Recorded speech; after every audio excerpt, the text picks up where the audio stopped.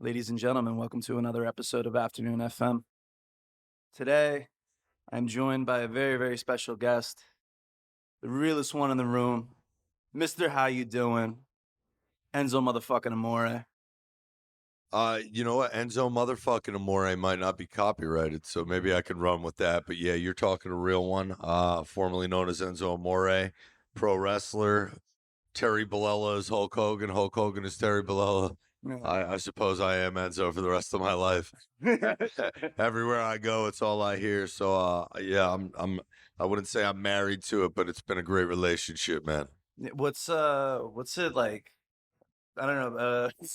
What's Having an alias? yeah, no, just like I really want to get into your story, man. It's like I've heard actually like different accounts of like the origin of yeah, but My story. yeah, I mean, bro, if we sat here and tried to tell my story, we'd be here all week, yeah, bare minimum.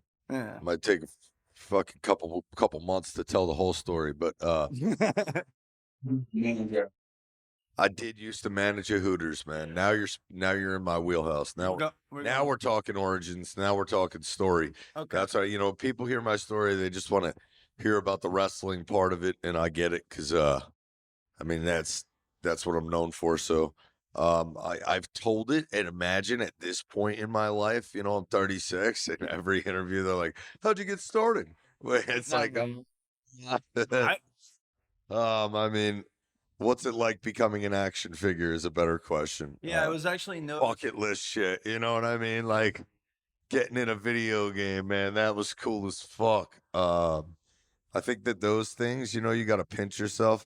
You always say to yourself, like in life, like, man, there's those things that'll get you. And if that happens, good God, Lord Almighty, like, thank you. I will never ask for anything again. If you make me an action figure, God, like, it's like you're a kid growing up, like, man, if I could just become a toy, that would be it. Yeah. And fuck, man, that's the truth, bro. Once I did that, I really didn't care what happened after, bro. So all my life goal was to become an action figure, and I superseded it. Well, you got 8 here on this table. Yeah, It's like I was sitting here noticing it. No, I superseded it with action figure after action figure after action figure after action figure. It's been great. I've been blessed, and like for me, that's what it was. It was when I was a kid. I wanted to do that thing, and I tried to never lose sight of it. You wanted to be the coolest action figure in the aisle. I wanted to walk down the aisle. I wanted to see Spider-Man, Batman, and a kid goes, "Who is that?" And he doesn't even watch wrestling. And he's like, "I want that toy." I wanted to be a cool toy. Yeah. I wanted to be marketing, Yeah. myself towards looking cool as an action figure. And I think I knocked it out of the park. My toy is pretty fucking cool. I heard a stat that I think you're like number 3 or 4 in like the most sold merch for the WWE. Oh, I don't. No, dude. No, I look it. I was the number 1 merchandise seller as a rookie in the WWE with Big Cass. So the realest guys in the room. The T-shirt that said Certified G did crazy. Yeah. Did crazy numbers, and the kids loved it. And, the parents buy the shit for the kids. So, yeah, we were the number 1 merchandise sellers as rookies. I don't know if it's ever been done or been done since. Yeah. I'm not like a historian of sorts, but I know that it was a feat at the time in 2016 when I debuted into 2017. WrestleMania to WrestleMania is typically a rookie year. And it was crazy. It was crazy to... Nobody can understand, there's pro wrestlers that make it big, right? And it's a gradual process. It takes time, and it takes booking, and it takes storylines, and it takes titles, and there's a lot that goes into it. Excuse me while I sip my coffee. No problem. It's a morning episode of Afternoon FM. Me and Big Cass rode a wave that maybe nobody in the history of our business has ridden since or before. Just, coming in as rookies onto a television show, though, that garners millions of views each week on television in a social media era that, I embarked on the Instagram forefront, really pushing myself on social media before, a lot of wrestlers were, um, and garnering a cult following and great fans. Yeah. And when we came in to television, the first time I was ever on TV, I come out and I say an intro. I introduce myself. I introduce my tag team partner, and it's like a fucking paragraph of words. Mm. And every single person in the crowd said it with us on the debut on television. So, I mean, Yeah, going into that, man. I mean, I've heard like varying not origin stories, but like how you got into like your first contract where like I don't know. I just wanted to clear it up. Shout out to Brian from Stashes who gave me a little bit of like the background for it. He was saying that you were working out at this gym, and like I think like Wayne or some shit.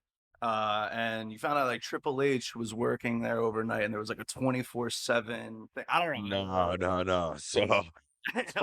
it's funny how the telephone game works. Like I don't know. Like Mm. like So my strength coach that I trained with since the age of 13, he trained NFL football players. I played college football. I just got done playing college football in 2010, graduated from college. I did not know what was next. I started working out at my gym again while I was managing Hooters after college. So the first year post grad, managing the Hooters in Paramus and Hackensack, mm, the bar Firewaters, and all my friends. I'm living a wild lifestyle, smoking cigarettes, kind of withering away. When my phone, my strength coach gets a phone call from Triple H at the time, mm. who said his name was Paul Levesque, and he was a wrestler, and my strength coach had no idea who he was at the time, and I was like, bro, call him the fuck back.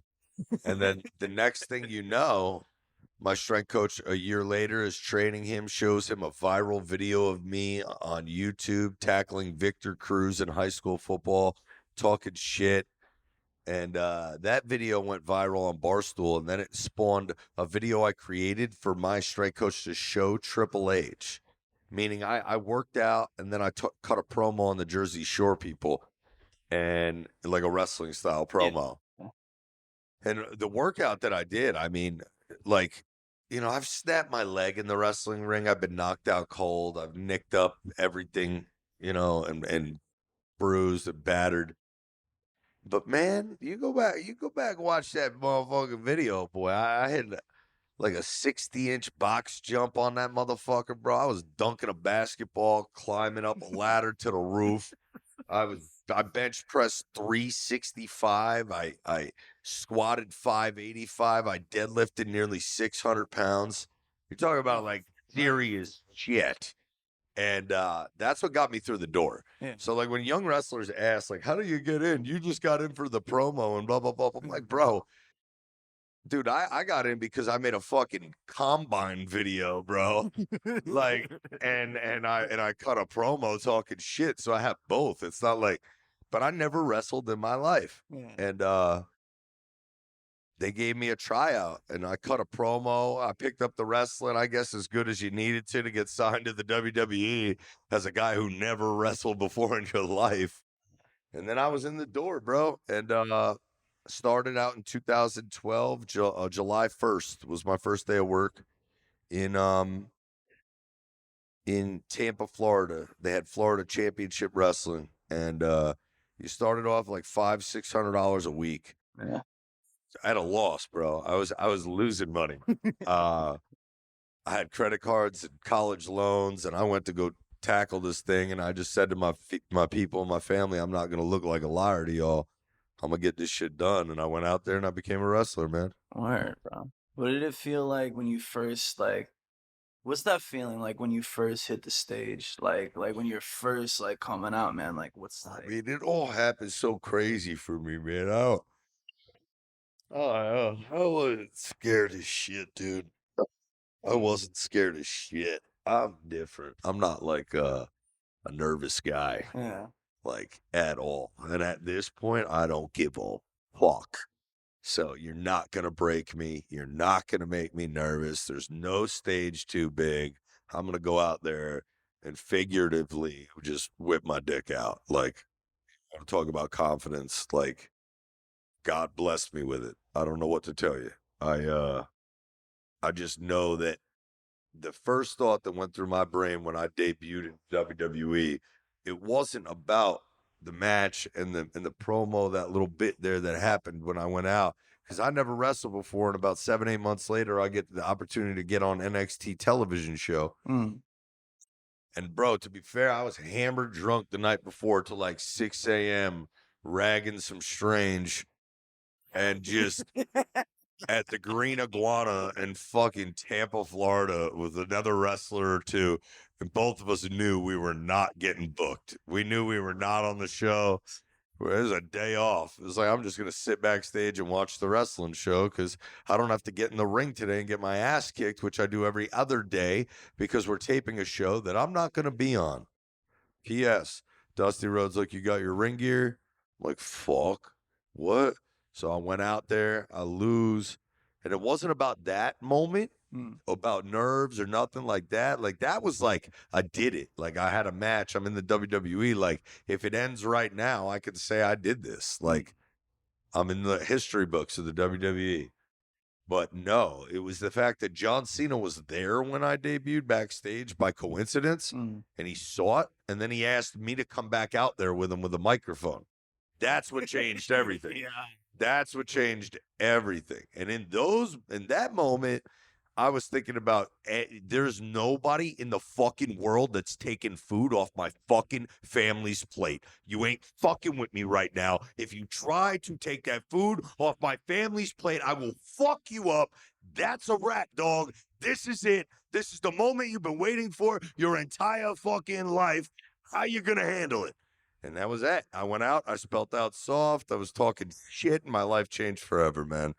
And moments like those that are just never too big for me are fueled by family, thoughts of grandeur, and becoming the thing that I said I was going to be. And all that takes a hold of me. I don't think that I think more clearly. I don't think that I move more fluently, and I don't think that the energy is more alive than when I'm in those moments. Like, that is when I'm ready. It's Like the moment of sense. the bigger fucking the moment, the more ready I'm gonna be. It's beautiful, bro. Yeah, I mean, I've done a lot of small venues in my life as well, and I don't throw shade at any of the small things, but that's, those are rooms, and when you're doing rooms, it's just like a comedian. Those are opportunities to learn as your craft and go out there and experience and try things that maybe you wouldn't necessarily try in front of that big audience, in front of that big crowd, or say things that you wouldn't necessarily say. Yeah, bro. No, it's great, and it just builds up for that bigger venue where it's like fucking that, like that. It's crazy. Just like, So let me ask you, bro. I know this is your fucking show, and I know you're interviewing me, but what's up? so how did you get involved in doing weird shit with New Jersey? Is that right? You Yeah. just tackle New Jersey, right? I'm in Patterson. I'm a filmmaker, photographer, but I've been doing podcasting. I actually got into podcasting because one of my cameras broke. So I had all that energy, like this like creative energy.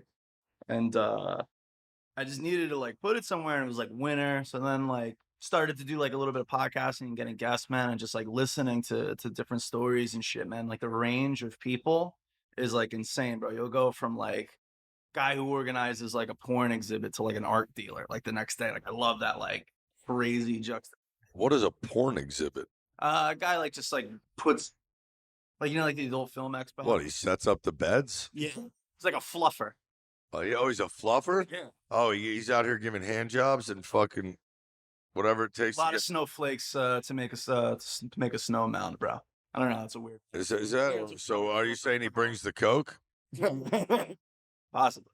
I mean, No coke dealers probably not. I mean, bro. I mean, think about the fact that you're dealing with a porn fluffer. How do you get that gig? What kind of weirdo do you have to be to be a Craigslist fluffer. is a crazy site, man. Is Craigslist where that happens? I don't know. Maybe there's an agent.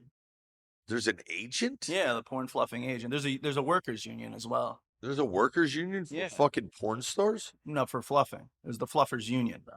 Bullshit. There's a union, dude. It's local 36. This is a joke. Yeah. Well, Possibly there might be a fluffers union. no. I don't know. That is an interesting. Is there like a SAG after for porn stars? I bet. Are they like Pretty sure there's gotta be a. they in a union probably? I remember there was a giant protest against like the use of condoms or some shit. They were like trying to make everybody like, you gotta wear a condom. Like we gotta stop the fucking spread. Oh, I have to wear a condom? Apparently now. And I'm a porn star. Yeah, good fucking luck. Yeah, hey, listen. Feed it to bait. You dance with the girl that brought you to the dance, right? You don't just stray away from her, bro. Were you wearing a fucking rubber when you had sex 1,000 times, probably before you decided, I'm gonna do this on camera from now on? You know, because long before you got the camera out, you was a hoe. Yes. You guys had a name situation? There's a church girl that kind of fell off the tracks. What the fuck? What did you say? What do I? Or always get help before we become points. Or is it like, hey, I'm a church girl? I mean, there's probably big money in that market for them girls that were never on camera before, but I don't know if them bitches. I highly doubt that there's girls like, okay, today I'm losing my virginity on camera. One cunt wonders, as they call. They call them what? One cunt wonders. One? Oh man, that sounds terrible. I don't want to. I'm not even gonna repeat what you said. Sounds terrible.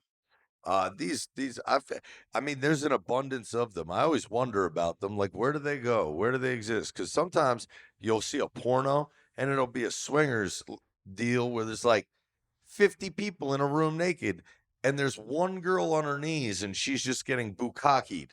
And it's like, where did they find all 50 dudes that are standing there butt naked, jerking off, watching this? And then when they're ready to go splash, they step up to the plate. This girl, like, what plate was she eating off of in her life?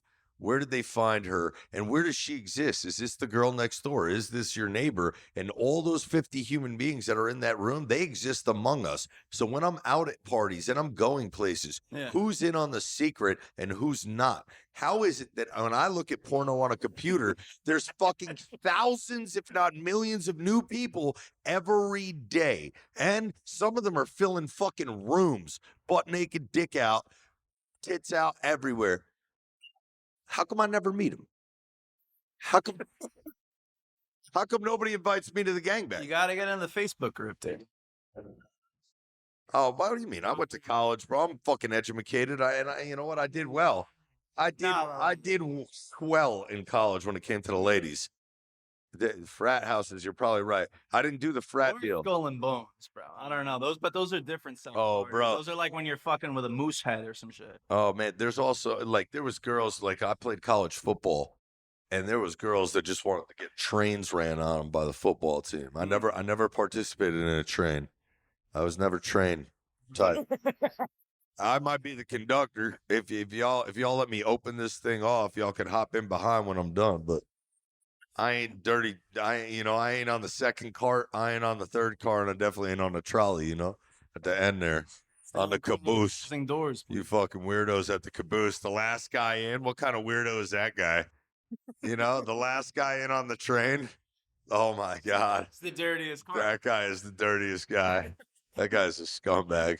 Why is the floor glazed? Hey, no Jesus involved in this conversation whatsoever. Lord, we forgive you for bringing you into this conversation. This isn't a joke. This is me being serious. Amen. You see it. Jesus is in this room on the other side of it. I have pictures of him everywhere, and I am being serious. There's one thing that I don't do. It's say, oh my gosh, is what I say, not the other one. I don't say holy anything. And I don't use the Lord's name in vain, bro. There's about one guy that you got to be fearing of, and that's God. So I don't give a fuck about all the other things I say and do. Who the fuck am I trying? I'm worried about disrespecting some asshole outside. Slap me in his fucking mouth, keep it moving. But when it comes to fucking the Lord, I don't fuck with him. I don't fuck with. You ever seen that lady that was like, "Oh, Jesus loves me, and I'm fucking triple vax, double stamp, triple erases, no fuck." You know what I'm talking about? A stand-up comedian, and the next thing you know, she just drops on stage and hits her head on the ground, nearly dies, like busted open in a coma. You seen this? God. Like, dude, she buries Jesus on stage, Yeah. and then about 10 seconds later, falls and just smashes her head on the ground in front of thousands of people, knocked out cold for no reason, just had an aneurysm. Aneurysm on stage or something. Hey, man, there's plenty of people out here worshiping the devil, boy. I'm not saying that it ain't working for them, because I see a lot of evil in this world, and these people are fucking doing right. But hey, man, it ain't my game. You gotta sell your soul, bro. That's fucking. Never sold my soul, man. I think they felt me. I think they knew. This guy ain't playing. This guy ain't fucking batting for our team. You know? They put a target on your back, man. They come get you. And they always get you with that pussy. They come around with that pussy. So, because of my skills, how high up on the totem pole do you put yourself against other wrestlers? You know, my team is like, you know, God to the rest. Well, maybe not in your case, but I think that everything in life evolves, and you would hope that someday there'll be someone better than me. All right, like or tomorrow. My generation is done. So you're talking about a decade. I did it, and if my generation, there's nobody who could hold a fucking candlestick to my lightsaber. There's nobody that can hold a candlestick to my lightsaber. Before my generation is a different generation, and so we had to evolve. And just like you just mentioned Macho Man and God, God's here, Dusty Rhodes, God's here. But these guys were writing at a different time where they didn't have iPhones, they didn't have Google, they didn't have the things that we have now at our disposal, a performance center and wrestling in a ring every day. Me, I wrote every single word. People can't even imagine the amount of writing. Hey, E, you got my book over there? You can show them. Fuck we talking about? Well, that's the thing. Practice makes perfect. If I write 1,000,000 words, there might be 1,000,001 on my tongue. I'm going to come up with a new one when I'm fucking holding a microphone in my hand. But so this rapping almost. It's almost like this is 2012 to 2015. My God. That's a page.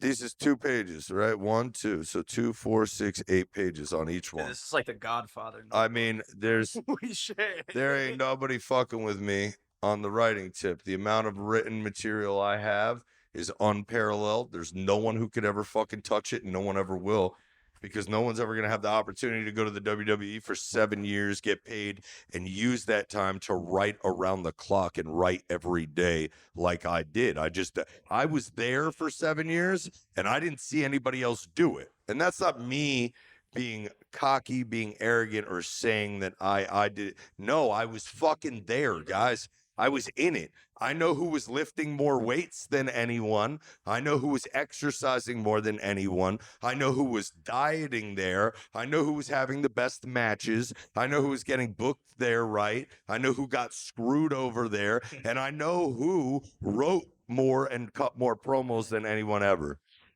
Oh, no touch. Oh, I'm sorry. Gotta play. It's a Bible. It's a Bible. But it was just me proving my point. Like, work, is takes precedent over anything. You don't become who you are by coincidence. And once you do this and you do this thing that I do at a high level, it never ends. The work never ends. You have to keep writing. You have to keep amassing. So I make music. And when I make music, I'm writing. And through that process, just like Lil Wayne, I could pull a one-liner out or a punch line out or a bar out. And then I could cut a whole promo based on that line maybe.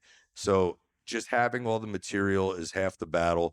And when it comes down to it, I outworked everyone by laps and laps and laps and laps on the microphone. So they call it working the microphone, working the stick. I put the work in. So I would imagine that there's some little psychopath kid out there that's hungrier than the next guy. But I don't know that anybody was ever as hungry as me, and I don't know that you could measure that will and that moment where it's 2 or 3 a.m. and I get an idea in my head laying in bed and I can't stop thinking about it, and I got to be up at 7:30 in the morning. But I pop up out of my bed and I write a whole promo, a whole song, and then I wake up and I get in the ring and I go through that. And when I'm on the phone driving to and from shows, writing in the car with people, they say something funny, I write it down. I hear a joke on the radio, I think it's funny, I write it down. That will spark my joke based off maybe something I heard, or telling a new joke in the format that somebody else told a different joke. So just knowing that you're always working, and that you're never not working, is how I became known as a microphone guy, or one of the best at it. But when you look back, it's like I said, man, you're trying to compare Michael Jordan to LeBron James. You can't. They never played each other. They never played the same game. They didn't play it at the same time. You can't say Wilt Chamberlain versus Shaq, who would win. You just can't do it. So it inspired you? Of course. I mean, when I was a kid, I loved Macho Man, Jake the Snake Roberts, Shawn Michaels. I loved Hulk Hogan. I loved Stone Cold Steve Austin, The Ultimate Warrior, The Rock. I loved Owen Hart. I loved Bret Hart, Razor Ramon, Dusty Rhodes, 1, 2, 3 Kid, Road Dogg, Billy Gunn. The answer I was looking for. I think you get compared to Road Dogg. Yeah, because I was in a tag team and I hold a microphone and people come along with it. The entrance, yeah, of course. That would have been a bucket list match that never happened because, people will cut their nose to spite their face in a position of booking power. But, the Usos had an opportunity to work with the New Age Outlaws. They made a comeback, and then they kind of handed it off to the Usos being the next, great tag team. So that was cool that they did get to do that, and that's the way the wrestling business works. But it would have been great for us to have had an opportunity to maybe work them in NXT, or to have that match. I always said, I wanted to work them in a match where the microphone is in a ladder match and the microphone's up at the top. And we come out with no entrances, and then whoever gets the microphone in the ladder match gets to cut the promo with the crowd. That would have been fun. But Road Dogg's a producer in the WWE. Billy Gunn is doing some of the best stuff of his life, because I hope he gets a title run, bro. I hope they make Billy Gunn the champion in AEW. I mean, he's never been a world champion. He almost had a chance. Did he win it at Impact? No, I know everybody always says that The Rock cut him off. It's like, no, guys, The Rock didn't cut him. How did The Rock cut him off? Well, if the crowd goes against you during that promo, let's say you went up against The Rock, and The Rock just totally demolishes you in front of the crowd. Never gonna happen. It would. Never, ever, ever would. You got to remember, The Rock is a facial mannerism, expression, funny actor who, it's his impersonation of the Big Show that makes you laugh. The Big Show. Okay, now fast forward in my time. I'm not getting away with that. They're not letting. No, I know. And you're not making fun of people, like that. And you're not allowed to curse. No middle finger in the air. No hell yeah. No badass. No beer. All right. No calling people bitches. No sticking anything up anybody's candy ass. Okay. I had to reinvent everything that they laid out for me. I had to do it in a PG era. I was calling people a word that I invented because there was no other word to describe people that I was allowed to use that was cool. So there's your promo right there. Put me out there with The Rock. I'll talk about I'll find out his name, but I don't know it offhand. But there's a writer that wrote, "If you smell what the Rock is cooking came from somebody else." Who came up with your shit, bro? Not you. I came up with every word of my shit in a PG era. And if you want me to curse right now, I'll fucking take this microphone and shove it up your candy ass. You know what I mean? Like, there's no, I'm not allowed to curse. I'm not allowed to curse. So we just can't compare apples to oranges when it comes to cutting a promo. If you talk about doing it now, there's nobody that can fuck with me. Nobody. Yeah, agreed. And I don't watch TV right now, so there's names that people mention that I just can't compare the work, but I'm sure it's great. It's just watch my tape back. Ain't nobody gotten them as hot or as lit ever since. So, and it wasn't just me, it was Big Cass. So, it's a combination. I always tell people, like, when you hear that ovation of that crowd, when we come out, they call it a road warrior pop. That's what they call it in wrestling. A pop is when you come out and the crowd pops. An ovation. They go crazy. So you made them pop. Well, the Road Warriors, the Legion of Doom, the tag team with the spike shoulder pads, they're the ones that got the biggest pop. Why? Because it's two people. It's not one. One person comes out, you go crazy. Maybe other people like the other guy more, or maybe they like you more. But either way, when both of you are out there, you get more people to go crazy. So, like, you're just going to get more out of it when there's more than one person. But yeah, it's like you said, it's morning. This is the afternoon podcast, and I got to take my morning dump. So I'm glad that I shitted on this microphone with y'all. I'm glad that we had this opportunity to cut this promo. And I appreciate you guys letting me be a part of your podcast. Welcome to my house. You're in State of Fitness Boxing Club, Cinderella Man Music Studios, and Real One is out. I'm gonna go drop the kids off at the pool, everybody. Appreciate you, bro. Real one, ladies and gentlemen. Afternoon FM. Stay beautiful, people.